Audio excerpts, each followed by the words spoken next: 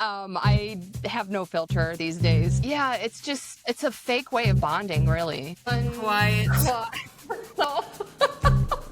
Did not go well. and that was like the straw that broke the camel's back that led to my total emotional breakdown. Thank you, Malisa, for listening to your intuition. My mom being dead. And Angie. Just see you next time. See you next time.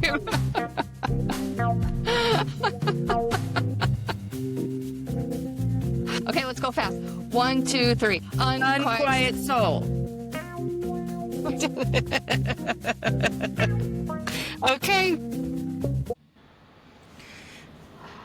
Okay, I want to hear all about it. I guess this whole segment's going to be your unquiet confession because you got lots to share, girl.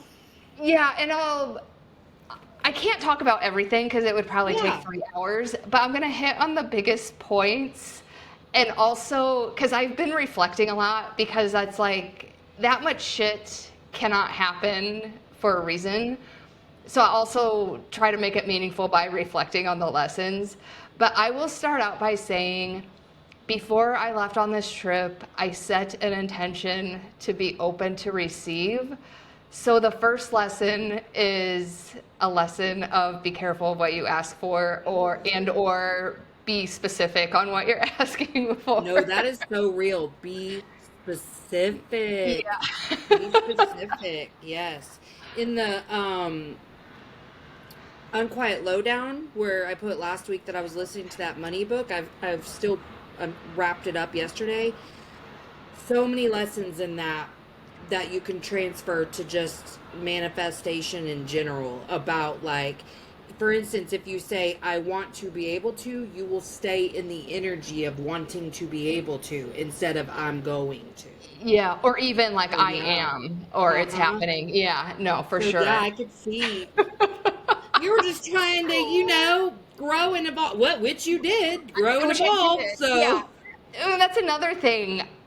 Ultimately, I was open to receiving the lessons I needed, not necessarily the lessons I wanted. So it all worked out. maybe let's But not have lessons on our vacays though. Let's just not yeah, ask for lessons next on our time I'm going to vacays. be like, just no lessons. I just need a break, please. I'm going to have a wonderful stress-free vacation.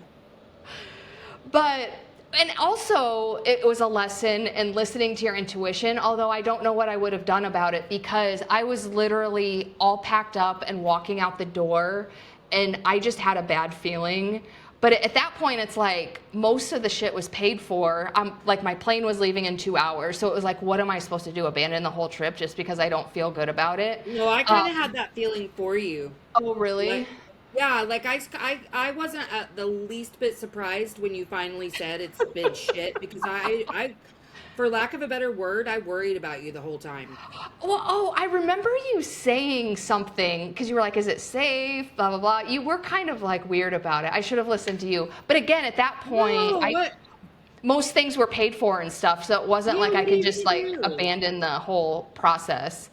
But the first major thing that happened was to get there I went to Spain first. So it was 3 legs. I flew first from Honolulu to San Francisco, then San Francisco to Germany, then Germany to Spain. So in San Francisco, we boarded the plane.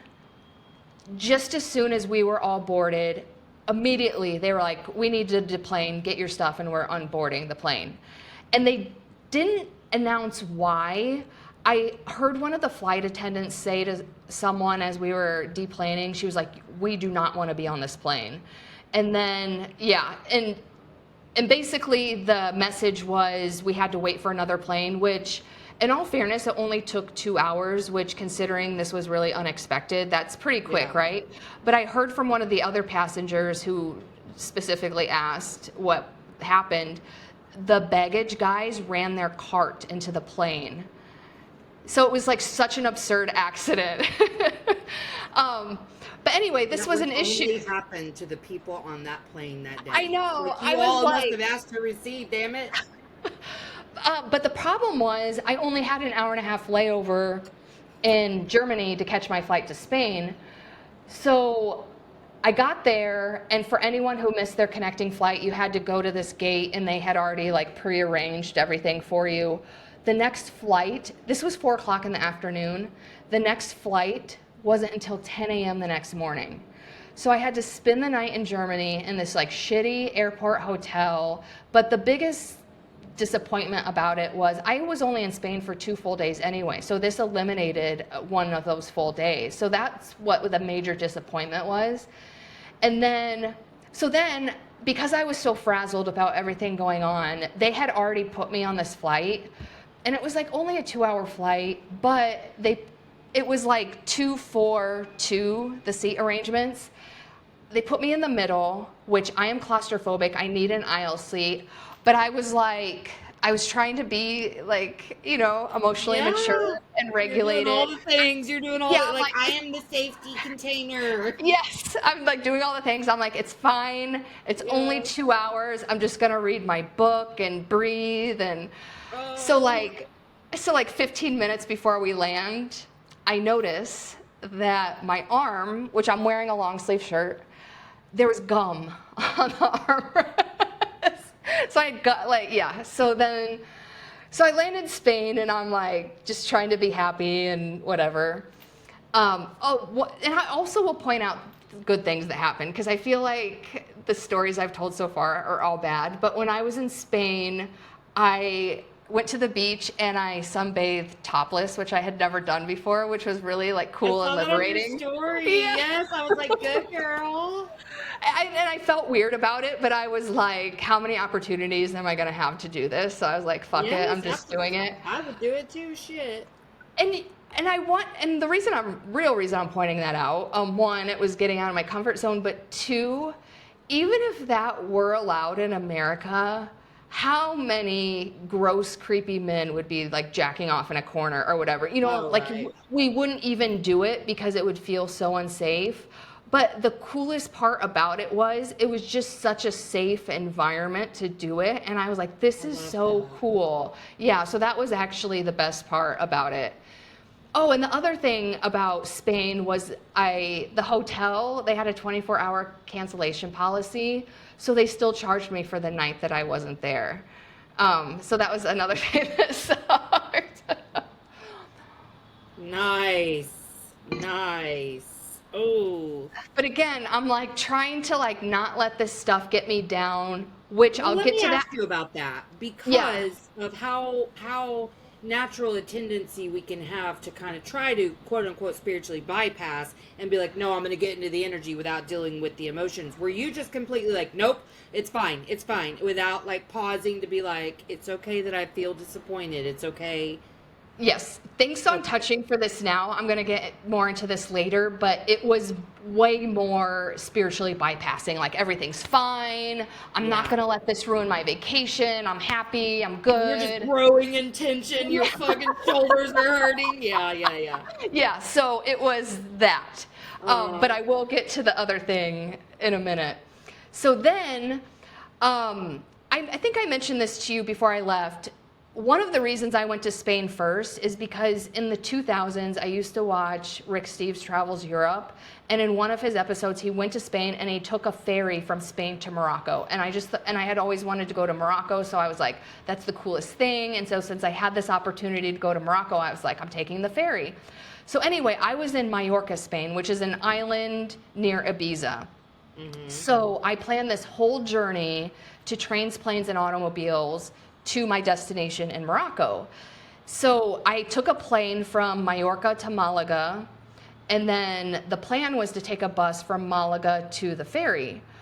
So I fucked up on the bus stop in Malaga, and it wasn't all my fault. I just put it into Google Maps, and Google Maps gave me the address of the the bus station at the airport, but there was another bus station at the city center, which was where I was supposed to be catching the bus to the ferry. And so I missed the bus that I was supposed to be on because I was at the wrong bus stop. And because, again, this was a multi-leg trip with certain timing restrictions because the ferry was leaving at a certain time. So I didn't have time, and I think the next bus that I could have taken that was dropping me off at the ferry, like wasn't leaving until the afternoon, but the ferry I was taking was like at 2 p.m. So it's like I had to get there. So I had to take an Uber, and it's a 2-hour drive, so it costs $200 $200 to Uber.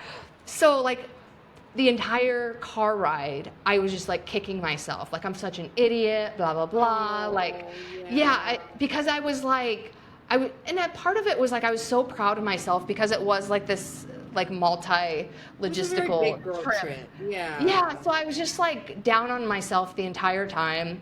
But then I get to the ferry and I'm like, I got this, I'm here, it's good. And the ferry was really cool because, first of all, there's a point where you can see both Spain and Morocco, so that was cool. But even just because I was sitting on the top and like looking out to the ocean, and I saw dolphins, I saw like these huge manta Yeah. rays. Like the ferry was like a really pretty experience. And And how long then, a ferry ride is it again? it was like an hour and a half. Okay, still worth So it. yeah, it wasn't bad. Yeah, so the ferry was actually worth it. But then most people on this ferry were obviously people who had like taken this ferry before because they live in Spain or Morocco and do this all the time.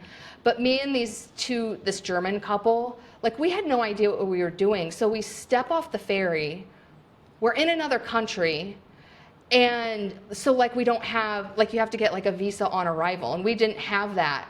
So this guy, and apparently we were supposed to do it on the ferry, but nobody was really speaking English or telling us what to do, so we didn't know. And I'm so glad they were there because I would have been freaking out more than I kind of already was.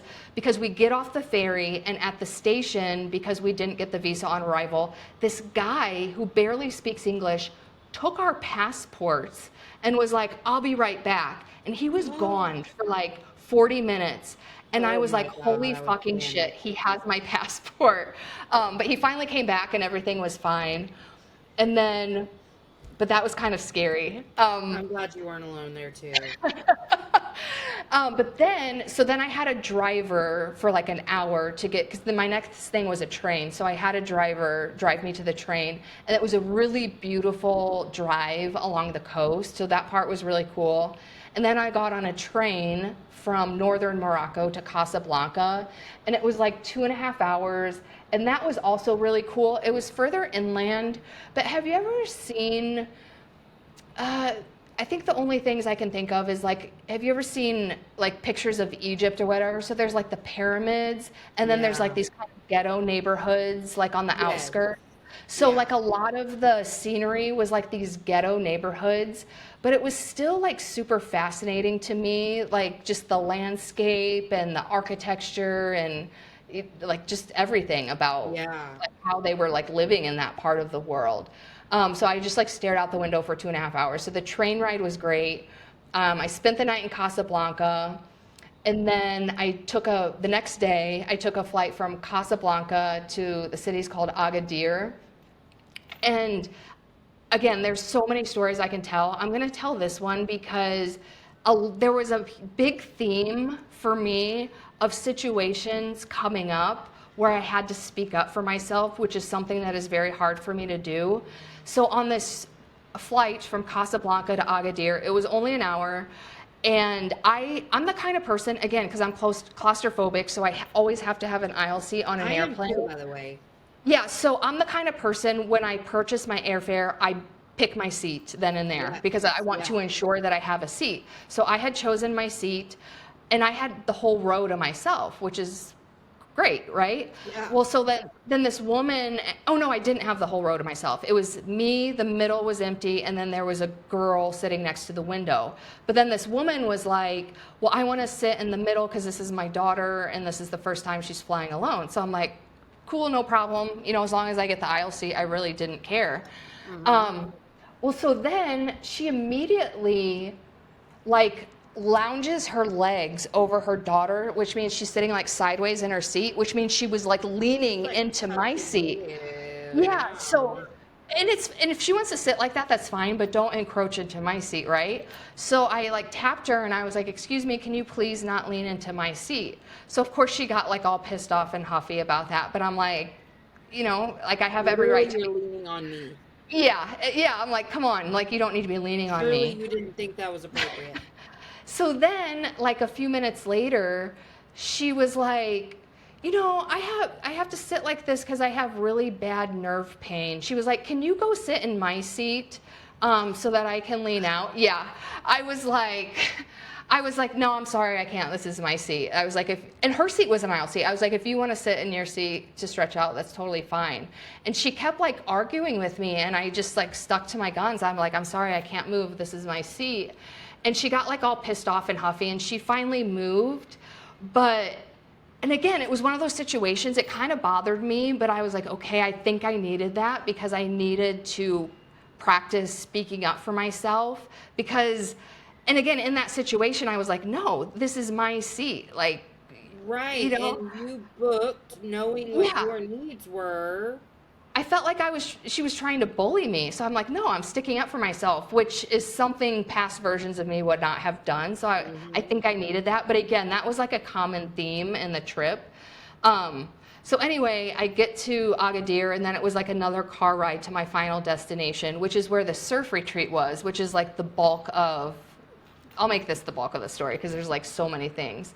But first of all, this town where the surf retreat was, it was so, it was very windy and very dusty. Hmm. So Pigpen from Charlie Brown? Hmm.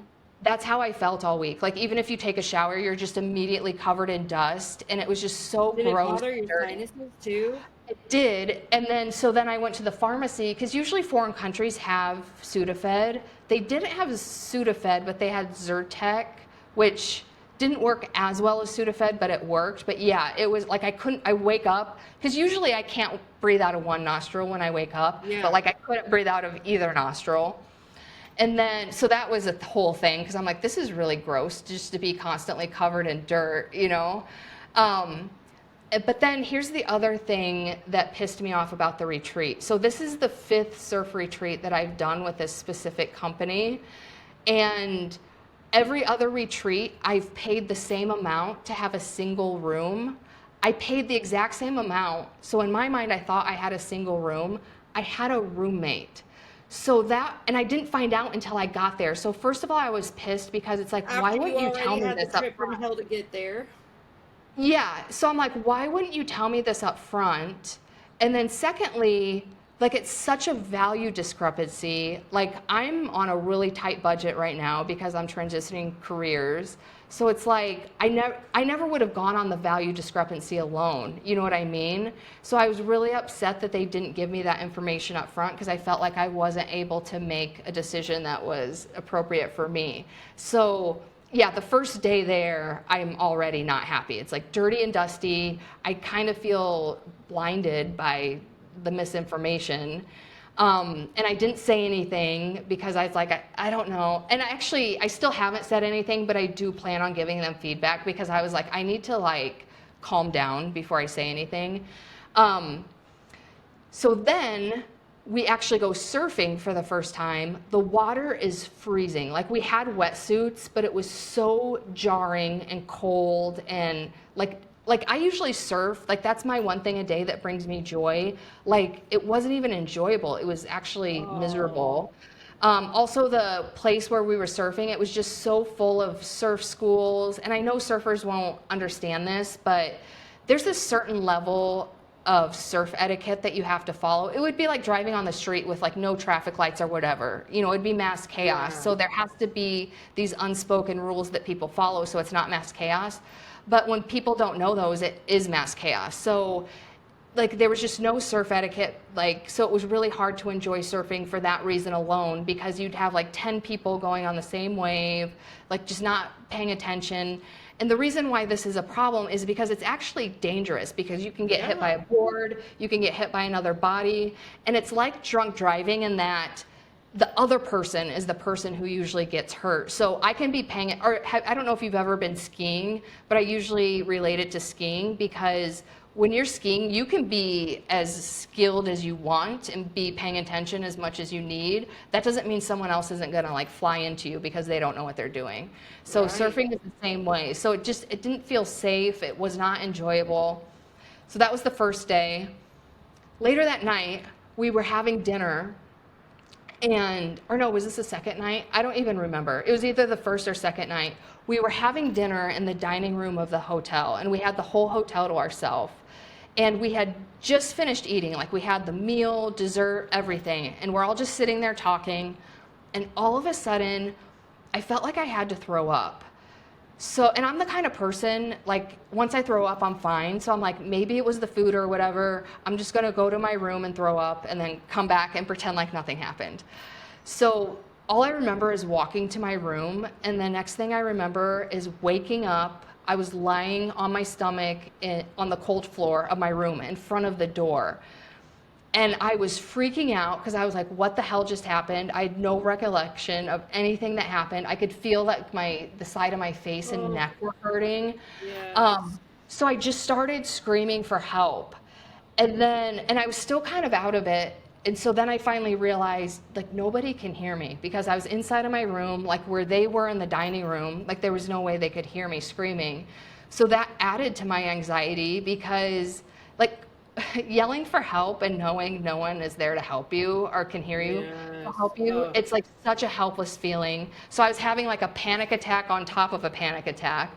So I like pulled myself together. I went to the dining room and I told Dana, who's she's the surf coach who runs the retreats. I was like, oh my God, I need help. And she like came back with me to my room, but I was like hyperventilating so hard. I couldn't even tell her what happened. Yeah. Anyway, but she was like, what happened? And it's like, I have no fucking idea. Like, all I remember was waking up on the floor, and we were trying to piece together what happened because they said I was gone for 5 minutes, which that's a long time to be blacked out. But like, I had taken off my glasses and put them on the bed. I actually think I fell twice because when I went to get help, I was not wearing earrings, but we found my earrings. I had been wearing hoops. They were on the nightstand, but one was like all bent out of shape and had a huge chunk of skin on it. So I think I might have fallen and then like got up, taken off my earrings and fallen again. But anyway, you might be able to still see it. I had this mark. I think I fell on the door handle on my neck.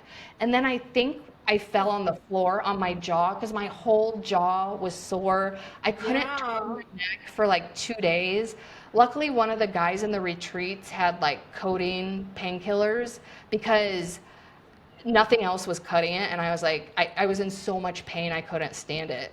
And to not be at home and be in that kind of pain was also just I like would have just thing. been crying. Yeah. Well, and also, so like it was the physical pain, and then also nothing like that had ever happened to me before. So it was I had anxiety for like 2 days because it's like, what if it happens again? Because I have no way of preventing it because it's like you have total loss of control of your body. Yeah, and you have no so idea like, why it happened, so how do you know if it's going to happen again? yeah, but then this is where I got pissed off again by the retreat because the two girls who run the retreat, they had this toxic positivity approach to it. Nope. They were like, well, everything happens for a reason and just look at it as a reset. And it's just like in the moment, it just felt so dismissive of the entire Yeah. experience because I was in physical pain. I was having this You were whole emotional scared. experience. Yeah. Your neglect And wound's wide open because you're going through something with no one to support you. Your yes. betrayal wound because this trip is betraying you to See, shit. so you get it. Yeah. 100%. 100%.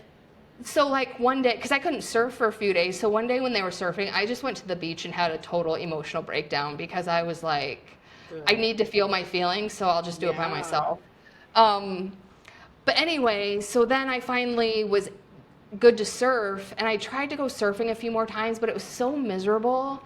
And this is where another lesson came in because I used to be the kind of person that like I would have kept surfing because I paid for that retreat and I went through so much to get there. But I'm like, I'm already suffering. Why make it worse? Like, I have a choice. Also, I'm so fortunate that I can go home and surf in warm water at home. So Right. why there's no reason to suffer. So I This just trip stopped is surfing. done. This trip Yeah. is done. We're just going to So enjoy the sights. so that was like another lesson. Also, I left the retreat a day early because it's like, because I can. You know what I mean? Like, I used to Uh-huh. feel trapped by my circumstances, but it's like, no, I have a choice. So I was really Or proud of your myself for doing that. decisions. Yeah. Mm-hmm. So, Wow. but yeah, so that was like, and again, those are just a few things, but That's that some was like, harrowing ass shit, dude. Dude, okay, let me just tell you this. Toxic positivity. yeah, I I had this friend in college. I could not stand this shit. So, you know how we've briefly touched on in previous interactions how before you learn to connect authentically, you connect via talking shit or complaining, right? mm, Well, that's kind of what all the girls in my little cohort did in college, and we'd just be shit bitching about something. Usually the professors, and it was warranted, but we that's all we did was bitch. yeah, And I remember there and we stayed friends for a while after college, and this was like a very common theme. But it was if she wanted to bitch, all bets are off. But then you'd be like da da da, and some random day she'd be like, "Well, I'm trying to be more positive," so, and I'd be like, "Okay, but like I have something legitimate to talk about," and you're like, "It's fine. Everything happens for a reason." This is why like that phrase actually makes me feel violent, if I'm being 100% honest, because I myself understand more than ever that there are no coincidences and yeah, that I will grow through what I go through, right? But like, you don't get to tell me. I get to come to that place on my own. I get to deal yeah, with the feelings. I get to have my breakdown, and then I can be like, okay, baby, you already know. yeah, But like for you to come to me with that being your answer to my crisis, and that's what I would label this as a fucking crisis. it was. Literally from the jump, your trip was shit, and then you had an actual medical event. And when I am not feeling well, I am very tender and vulnerable anyway. Like I need, like I actually had my own like health shit this last week, and I would just be like, husband, will you just come sit by me for a little while? Like, and I'm not You like just that a need lot, but space I just, to feel how you yeah, and feel. Yeah, and I just need like some comforting presence around me. And so to have none of that, and actually I did have something like that. I actually had a miscarriage in Argentina, and my in-laws were assholes. Like nobody cared. Like it was are not you like, and serious? I was, Yeah, yeah, it was, it that'll be a different story for a different day. But I was scared because I'm not going to go to the hospital if I don't have to, because I'm not paying the thousands of dollars, right? yeah, So like I talked to someone in the States, and I'm like, I just need to know what to do if I start like really bleeding. Like I'm nervous that I could hemorrhage or whatever, and I'm in a different country. I'm not doing this. But like yeah, I was so scared and so sad and just needed a love that was not present at the time. yeah. That So makes a I huge totally difference. know. Well, yeah, and so when I had that emotional breakdown on the beach, that's when I had the realization that I had also been kind of toxic Bypassing. positivitying myself. Yeah. Yeah, Yeah. because so many things, and again, I just touched on the big things. There were more, Oh but it's yeah. like I had just been like, okay, it's fine, I'm gonna get through it. And so in that emotional breakdown, I'm like, no, it's okay to be disappointed about the stuff that happened, and I held that space for myself. So I Yes. really like that you had brought that up earlier, because that was something that I had to come to a conclusion on my own, but unfortunately was during an emotional breakdown. And that Well, I happened mean again. that's Oh, when you realize that you've been holding it all in. Like remember when we internalize things and don't deal with them, everything external of us becomes a threat to our safety. So it's just going to compound what's happening. oh, And I mean, I mean, listen, you were so excited for this trip. So you yeah, had built up a lot of expectations. The second your expectations begin to be unmet, the natural consequence or byproduct of that is betrayal. That's yeah, where our betrayal wounds are originally created. So you're getting triggered as fuck, but you're yeah, like probably not even seeing it right away because things happen and you're a generally positive person. Like that's yeah, really who you are as a person. So at first I'm sure it was just your natural like I'm a little pissed, but okay. But then like it was so big, still trying to ignore something that big. I can imagine that your whole body. I mean, I can imagine too that that may have led to you passing out, like just holding it all in. I Maybe you wondered weren't about that. hydrating. You know what I mean? Like there's several things that that amount of stress can lead to an actual medical event. I mean, who knows? Not that I'm blaming you at all, but Yeah, like, no. who knows? Stress is a real health, like, di- what's the word I'm looking for here? It has a real significant impact on your health. Well, and especially, I've done such a good job on regulating my nervous system. So for all those things to happen, in addition to not having the comfort of my own home, I think was just freaking me the fuck out to begin with. Well, yeah. Well, because like also, especially as women, you're in another country. You can't protect yourself if you need to be. When you're that vulnerable, you can't, your safety's at risk, like legitimately. Both Yeah, like your internal safety, but also your external reality safety is at risk. Bitch, I don't yeah. even. I honestly, we are such different people in this capacity. Because I could not have taken a trip like that by myself. But also like I, I just think the nervous breakdown would have hit me a lot sooner. I'd be probably in the airport back when we fucking had to deplane. Well, I actually had a secondary nervous breakdown at the very end of the trip. Oh, talk about another thing that happened. Again, there's so many. But so again, I left a day early. So to get to my next location, and there was a practical purpose for my next location because my flight back home was leaving out of it. It's called Makaresh. So my flight leaving was out of Makaresh. So I had to get there eventually anyway. So I was like, I'll just go a day early and book another day at the hotel.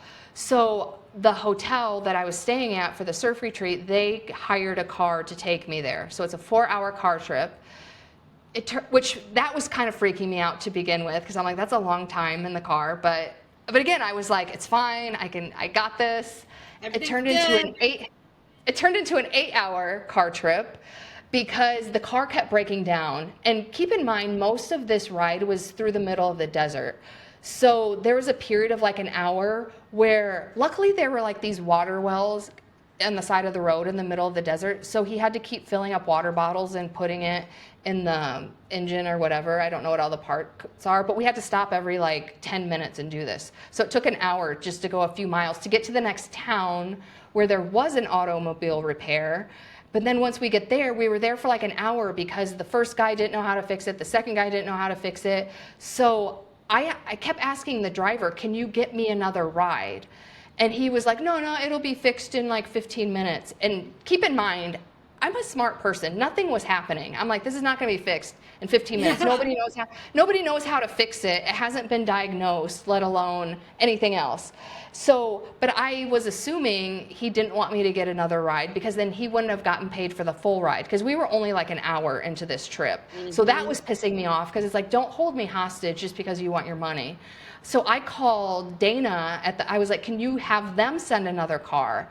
Well, the manager of the hotel kept calling the driver, and then the driver kept telling him, oh, it'll be fixed in 15 minutes. So I kept telling Dana, he's full of shit, I need another car. But like nobody was helping me. So again, like this abandonment, helplessness wound was coming up because it's like I felt like I was being held hostage. I'm trying to reach out for help, and no one was helping me. And again, being in the middle of the desert, like I really didn't have any options. Bro, I'd have been freaking out. I was pissed, and I started to get really shitty with the driver, and so he went to this fruit stand and bought me a bunch of fruit because he knew I was getting pissed, which was nice for the moment, but it only held me over for like 5 minutes. Yeah. But anyway, so then we finally get closer to Makaresh, and it broke down again, and finally he was like, I'm going to get you another ride. I was like, fuck that. I hailed a cab. And so the cab stops and the driver's helping with my bags to transfer them to the cab. And I was like, you're going to pay for my cab, right? Because I was like, I'm not paying for this shit, you know? And he was like, yeah, I'll pay for it. So he paid the taxi driver. I get in the taxi takes me to my hotel. And then I get out of the taxi at the hotel and the driver's like, your driver didn't give me enough money. I need more money. At that point, I was so proud of myself because I was so ready to go off on him because I saw my driver hand him money and it couldn't have been that short change to be like saying something to me about. But I'm like, you know what, this just isn't worth my time or energy. So I just handed him a little bit of more money and he was okay with that and I let it go. But yeah, that one was really hard because in hindsight, I kind of wish I would have went off on the driver though, because I think I was too But nice to what would him. it have done for you, I don't honestly? know. Yeah. I mean, because like getting to that capacity of anger or resentment or anything when you're already not in a great place, I don't know that it would have Yeah, done anything for you. I do that's wonder true. though, like your intuition said eat before you left, but is there possibly something in your intuition that was signaled when you were booking these things? Oh, for sure, because I booked this trip before, like when I was planning to leave my corporate job. So it already felt kind of insane to do because it's like, I can't afford this because I'm going to be living off my savings. But I guess it was still me. Let me think about this. Because I Were think you it was trying still to me prove trying to be in something to that, yourself? maybe that like I can afford to go on this trip and quit my job and start my own business. Yeah. Yeah. But I don't So think it was because when you said necessary. something earlier, I was like, no, I think like you'd already paid for things, so going on the trip, whatever. But I think there may have been something. The lesson in listening to your intuition was probably then, at the time you Yeah. were booking, that there was something that was like, honey, you don't have anything to prove. Like you Mm, maybe this isn't the right time, whatever. Like, because I don't think the lessons. Yes, there was a lot of little micro lessons that you got on the actual bullshit trip, but I think the lesson really was about the time of booking. That's like my I love intuition that. Yeah. I think in a that's it. read, is that something was happening inside of you then that you were bypassing right then, that you weren't Because acknowledging. that resonates so much because my mindset at the time of booking it was that I had something to prove. But when I left, that was not my mindset. So that's probably why my intuition was like, "Reh, reh." Yeah, but I mean, I want to affirm that like I don't know anyone that wouldn't just chalk it up to anxiety and go anyway, because Yeah. you'd already paid all the money. Like the fucking money's out of your account. You might as well go. I mean, I Well, it get was it. mostly though the surf retreat, like, cause like the airfare, it can just like stay in credits, and I can use that at another Right. time. Oh, Yeah. that was the other thing on on the way home. Oh yeah, because had my final emotional breakdown on the Germany to San Francisco leg on the way home because it's an 11-hour flight. 1 hour into the flight, the guy next to me spilled his tomato juice all over my leggings. I like, I took a deep breath and I went to the bathroom and I just had like a total like crying hysterically breakdown. I'm like, I literally could not take anymore. Yeah. You're like, Yeah. anyone got any extra sweats in your backpack or something? Jesus Christ. Oh my Oh, God, Angie, this is literally the trip from hell for you. yeah. And again, I just touched on the big things. It was like every event, something that could go wrong did go wrong. Everything. Oh, and then I Yeah. like put on my stories, the girl at the hotel spa. It was just Yeah. stupid shit like that. That Like was I so fucked honestly felt up. like she was bullying me for about my handwriting. So it was just even like a bunch of stupid shit like that. And it's like, why is this happening? I've never had some of the stuff happen to me that happened to me on this trip. And It it was all crazy. happened on one fucking trip. My God. No, I felt I'm serious. There was just like this eek in my spirit for you the whole time. Like I would be like checking your stories to be like everything okay. You know what I mean? And Like, everything was not okay, she's okay. alive at least. Like I knew that. Like I was like, okay, she's alive. Okay, good, good. But yeah, I definitely felt like nervous about you. I'm just like I was so fucking ready, like which I mean I'm sure sounds kind of weird. We haven't known each other very long, but I was just like, I'm gonna need Angie to be on that trip home now because I'm tired of worrying about her ass. Like, I mean, it was a lot. I mean, I worried about you a lot. Not like, like Yeah. you're my kid or something, but it was there every day you were gone.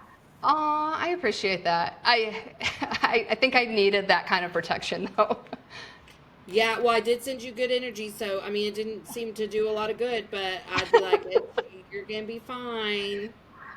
One day we went to a market to go shopping, and this guy was selling crystals, and he told me, he was telling me about this crystal. It was from the Sahara Desert. He was like, oh, it's for protection. And I was like, I'll take it. So I did buy that crystal. Give me 3, please. Give me 3. God, I hate that for you. But, I mean, you know, you did learn to use your voice, so that's good. Yeah, because there were so many, or even the girl at the hotel spa, because finally I was like, if you can't That read my bitch handwriting, accusing you? yeah. I was like, if you can't read my handwriting, then you can write it yourself. That's exactly what I told her. And she, I don't know, I don't think I put this in my stories. She got pissed and she like ripped the paper up. I was like, Well, so there's no evidence of the fact that she just did that? I mean, it was a conversation, so there wasn't evidence anyway. But I think she was just trying to prove her point that my handwriting doesn't mean shit. It's ridiculous. I just couldn't believe Yeah. that. I was like, damn, dude, you really haven't had a single experience that's gone well. Yeah. And the worst part was I was gaslighting myself enough to even take that poll because I'm like, maybe it is me. But I think, how many people voted? I think 40 people voted for a 2 and nobody voted for a 7. So I'm like, okay, it's not just me. Yeah, no. She must have been embarrassed. I don't know. Well, I think she was expecting to like dominate me or something. And I was like, no, thank you. Oh, this Yeah. is the other thing. Because English wasn't her first language, most people in Morocco either speak Arabic or French. But so she's speaking in her thick French accent when she was explaining to me that my 2 looked like a 7. And she said to me, do you understand what I'm saying? I like wanted to punch her in the face. You're like, I felt "Bitch, like, listen, you understand what I'm saying. English is my Yeah. first language. I'm gonna need you to shut the fuck up now. That was actually the worst I'm gonna part. need to understand less of what you're saying because you're gonna need to hold your words in your fucking mouth, okay? Uh, Go ahead. but that's Go ahead. Put your hand over your mouth. Man, But that that's is why wild. but that's why I got the impression she was bullying me because she was just kind of talking down to me like I was an idiot, and it's like, am I the idiot? Yeah, but people who are doing that they feel insecure. Nobody talks Yeah. down to somebody when they're not feeling Well, attacked. especially I used to work in customer service. The first rule of customer service is like you treat the customer well, even if they're yelling at you or whatever. So Yeah. like her initial Was she response to younger me, though? she was younger. That's Pluto, bitch. They do not talk nice. I'm just gonna tell you that much. I'm gonna tell you that much right now. That died with our generation, and I'm okay with it for the most part because, like, there are people in customer service that should not have to put up with some of the shit they put up with. But Agreed. overall, Sag Pluto, there is no customer service anymore. Once that happened, these Gen Z, they don't fuck around. They do not. Interesting. What's I gonna ask you? Yeah, Oh, those were the main points. do you think that you would travel with the surf company again? No, and this is why. Well, there's 2 reasons. Actually, there's 3 reasons. One is the response to me fainting, which was an emotional and physical event that affected me greatly. And again, I felt like I was met with You were dismissiveness. dismissed. Yeah. So that alone was enough. 2, there was 0 communication up front. Because again, I could have asked, but I've been on 4 other retreats where at the same price I had a single room. So I feel like I was in the right to assume that was the case, but that information was not provided to me Yeah, at because all. generally you would say like, "Hey, it's a shared room. Is that okay?" Like if you're the one Yeah. running the retreat. So now going forward, I have 0 expectation of them giving me information, but it's like, I don't know what I don't know. So how am I supposed to know what questions to ask? And 3, they both admitted to me separately that they were burned out on doing retreats. And that was generally the whole energy of the retreat. So I'm just like, it wasn't cheap. And it's like, I paid money for this and it was like a really shitty experience, partly because of stuff that was going on with me, but they did contribute to it. So Yeah. I've already told several people who knew that I have gone on other retreats with them, I will not be investing any more money in them ever again. Yeah. Doesn't sound like they're gonna be doing it much longer. Yeah, that too. There's a girl I think I still follow her, but you know how the algorithm on TikTok's kind of changed. But she moved from the States to Bali, and she runs. I'm sure she could get you in a surfing sitch there, but she runs like people like just by themselves will go like on a retreat. They meet up at like they all say yeah, and they meet like online, and they become kind of friends before and get all excited and whatever, Mm. and go on these retreats. It sounds so Yeah, fun. I I've mean, never there's been to. so many other retreats available. Also, I'm at the point where, not that I'm super advanced or anything, but it would probably be better for me to actually just get like an individual coach that can meet me at my own level. Because the thing about the retreats is like it kind of caters to everyone. Like you do get some Oh. individualized advice, but because I am, so when I was first starting out, that was good because it was just like so much information that I needed. But, and that was the other thing about this retreat. Like I felt like I didn't really learn a lot because I was a little bit more advanced than everyone else. Yeah. The two girls that were so dismissive, were they just people like you that went on the retreat as well, or were they part of the No, leadership or whatever? those are the two who ran the retreat. Oh, fuck that. Yeah. Oh, that makes me so fucking So mad. that's what I mean. Like, because I think, Everything happens for a reason. Bitch, I will hit you. I And then know. what's the reason going to be? Because I'm mad. Thank you. Oh, that makes me so mad for you. Well, and honestly, I'm not saying this is right, but because they were running the retreat, I think it was just like something they didn't want to deal with, so they were trying to sweep it Yeah. under the rug. You know what I Yeah. mean? Well, I mean, I'm sure they were like, is she going to sue us? Like, I bet there's all kinds of reasons that they were freaking out Yeah. and just wanting to dismiss you. Or it stressed them out and they were like, oh, fuck. But did you have anyone that you like reached out to via message or something to be like, I'm in a bad place? No, I should have done that, right? Yeah, honey, what the fuck, you little loner? What the fuck? Yeah. There's I, another lesson, like, cause it, yeah. you, first of all, I would have FaceTime videoed you for however long you needed while you had a breakdown, and I'm sure Yeah, you I have should other have people called that you you could when I have was done that having a with breakdown. too. Yeah. Thank you Well, for for that future reference, reminder. you 'Cause better. I hadn't extracted that lesson yet, and I'm actually going to write it down. I struggle with asking for help, so I do think that So was do a I. lesson. Yeah. Yeah, yeah. I think that was a big lesson. And you know what's funny is I put this in our unquiet lowdown, but the astrology right now is to understand independence and interdependence and how they are, how they go together. And I've been reflecting on that for myself. Like, I had to learn how to love myself, how to spend time with myself, how anybody else coming into my energy just adds to things. It isn't Yeah. completing the picture because I was so codependent. Like, but my Leo moon ass, like, I just felt like nobody could meet the need. Like, Yeah. and I don't think that it was because I was quote unquote that needy, because I was holding it all in. Like, it was more like they were busy and I personalized it, Yeah. but like it was all the time. I could not spend time alone. Now I'm a little too good at spending time alone. But Same. Oh, yeah, I like 'cause swung the other way. external shit becomes a little overwhelming now. But I think that's really the intersection of independence and interdependence is just we do need people. We do. And we Yeah. can't, and especially because we're verbal oral processors. So like it would have been so helpful for you to sit and just cry it out with someone, and Yeah. then like you probably would have even felt better. I mean, I know that the crying alone helped, but like we have to talk about that shit, specifically Yeah. us. And so yeah, I think that's a really good way to understand the intersection of independence and interdependence, because like yes, you could deal with it on your own and you did, but how much peace could you have gotten maybe from talking about it with someone else? No, agree. Thank you for Someone who that. wasn't telling you everything happens for a fucking reason. Because immediately I would have been like, I mean, I would have met you exactly where you were. Oh, and another thing that pissed me off is the next time I went surfing, at one point I got separated from the group, and because it was so crowded, I couldn't find them.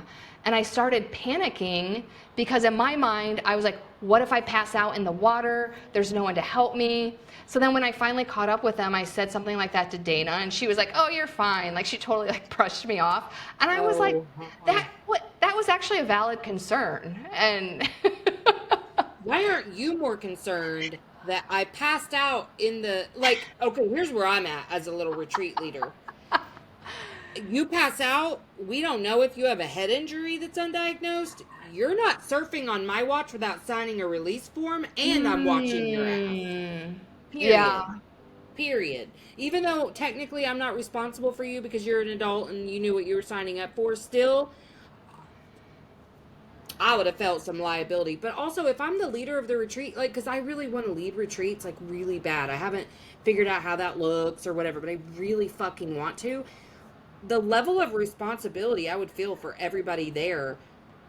And that's exactly I, why I don't want to do retreats, because people keep telling me you should do retreats, and that is exactly the reason why, because you are 100% responsible for every single person there. Even if it's only 2 people who show up, that's a lot of responsibility. well, maybe just don't do it by yourself.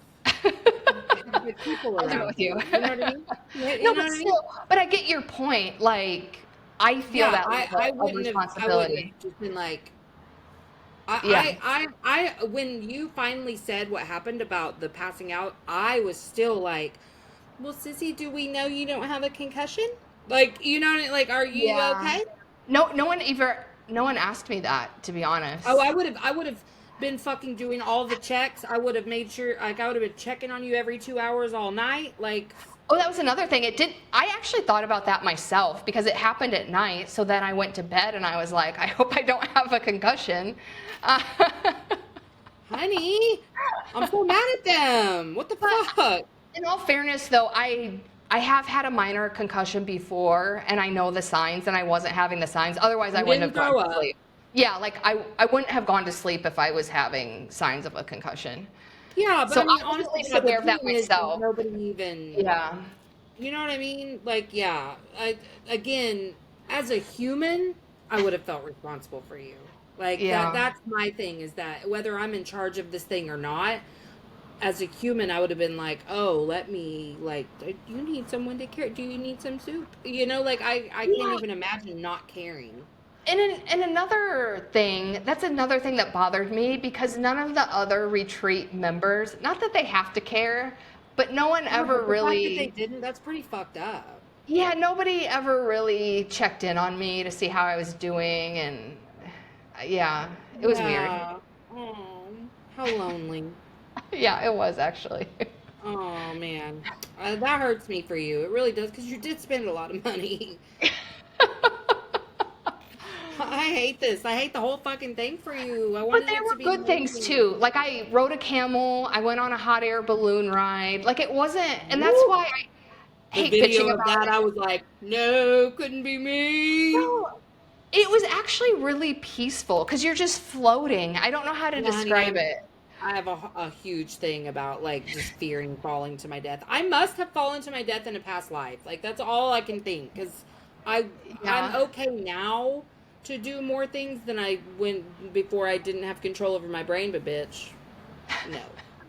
I was the person. So I told you I was in kinship foster care, right? And I was part of a private foster care agency that took us to do all these like wild outdoor adventures. And we were the first time. Actually, I did this every time on high ropes. Whether I was like rock climbing up, I could do okay with rock climbing. I didn't. That's okay, but the rappelling, oh bitch. Oh I yeah. was the person who stood there for 2 hours with everybody like fucking Oh Melissa, you really? can do it before I could like make myself go over the cliff or jump on the like we did a pamper pole where you climb up one side and jump to the other to grab on. Oh yeah. Cried. They all had to encourage me from the bottom. I mean, there was a zip line. There was never a time that before I took the leap or the step that they weren't having to stand around and be like, "You can do it, sister." But that's cool Because that I'm they were just so afraid of supportive. falling to my Yeah. death. I'm surprised because I went rappelling at a time I was deathly afraid of heights. I was actually okay with it because your back is to the ground, so you can't You really can't see see. everything. Yeah. Oh. This was only because of the because most of the time I did rock climbing, I really did okay. But this one place, the first time we did it, you had to go over a giant cliff first. And then Okay. once you were under that, like, and I stepped back onto the cliff, okay, but you kind of had to I see what you're swing saying. Yeah. out, and I was like, I will die certainly. What the fuck are you talking about, woman? It was so stupid. I'm so embarrassed at the amount of hours I stood at the top of a mountain or on a But you did paper it, roller and just right? crying. Yeah. So there's I nothing to be mean, embarrassed about. eventually I made myself, but like it literally was 2 hours of Malisa. And it was always like, okay, you're either gonna have to do it or we're gonna have to unhook you, because you know. And then I'd be like, fine, and then do it. Lord, wow. Are you feeling better? Oh, so much better. Like, Okay, just, good. I didn't feel comfortable until I stepped into my own home, and then it was like, I felt Did fine. you like immediately shower and like? I immediately kissed the floor. I literally kissed the floor of my home. Yeah, and I showered because I was probably still covered with dust somehow. And then, actually, I take it back. I wasn't completely recovered until the next day when I went surfing in warm water, and that was like the Oh, and choir then of you were like, angels okay, we're singing. back. Yeah. Oh man, that is really harrowing. Oof. It gives me a little anxiety just thinking about it because I just it's so sad. Yeah, I needless just to say, I will not be traveling for a very long time. I don't blame you. I don't blame you one bit. But I mean, you live in Hawaii, so why do you need Yeah. to? Don't feel And sorry that's for where me. everybody else travels. Well, okay, so we've got several takeaways here. You can be independent and still need folk. Yes. We have to learn to ask for help.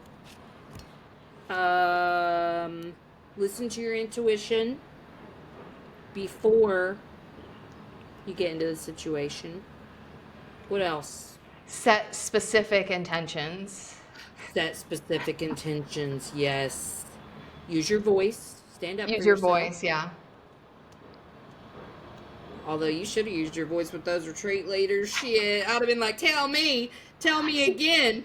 and I'm still like, I plan on giving them feedback, but I'm still like waiting for a space where it's not going to sound bitchy or accusational or anything. I want to form all of my thoughts and be like, hey, this is how I feel. Not that I expect them to apologize or anything, but it's like, I don't want them bringing that same energy into their future retreats and making other people feel the way that I did. Well, if they're that burnt out, they don't need to lead retreat. Yeah, that's how I feel. Give that feedback before they book another one. Maybe it'll be the last thing where they're like, yeah, we don't need to do this anymore. I mean, that really could have been a much bigger deal. Like you're so fortunate that you were able to get coding from a guy on the trip and live with the My pain. Like my there life would could have have been been a lot hell. worse. Yeah. Because like I couldn't sleep. Like the first night, I think I slept for like 2 hours, and that makes it even worse because then I'm like miserable from not sleeping and the pain. Right. Yeah. Oh God. And on top of already being emotional and dehydrated, Yeah. I'm sure. Like like no. Oh no. Mm-mm. Well, I'm so glad you're back. Thank you. I'm And glad to be back. I learned just from listening to you and your shit. So, Okay, good, because I feel like I dominated this entire episode.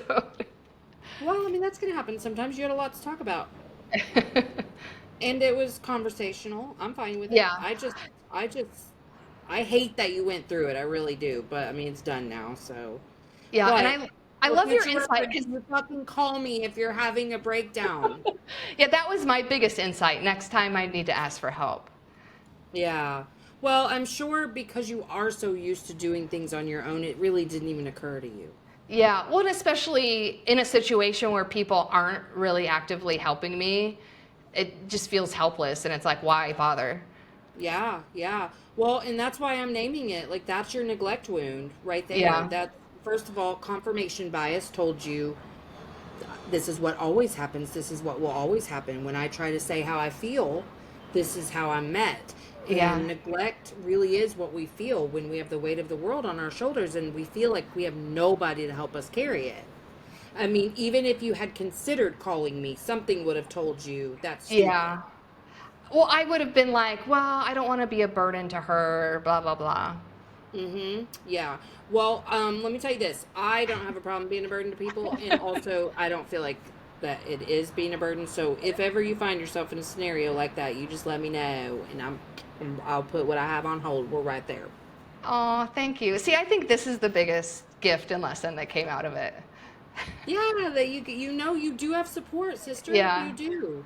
And it's hard to see. It is. I know that feeling whenever it feels, because I mean, I'm also in that place too where I'm just not jiving with the people, right now. Like everybody's Yeah. busy and whatever, and it is what it is. Like I'm not upset with anyone, but I don't have a support system outside of the people in this house, and sometimes they're the people I need support for, you know what I'm saying? But like I I struggle too with the exact same thing of like, well, am I weird for calling? Am I, you know what I mean? Are Mhm. they gonna think I'm weird? Like, are Yeah. they gonna feel like this was too much? So, yeah, I think this is a good lesson for both of us to just know, like, we do have support and we need to lean on it whenever we need to. And you can always reach out to me as well. And I will. Okay, well, I'm glad you're back. I'm gonna go ahead and push stop, but we will see everybody next week. Bye.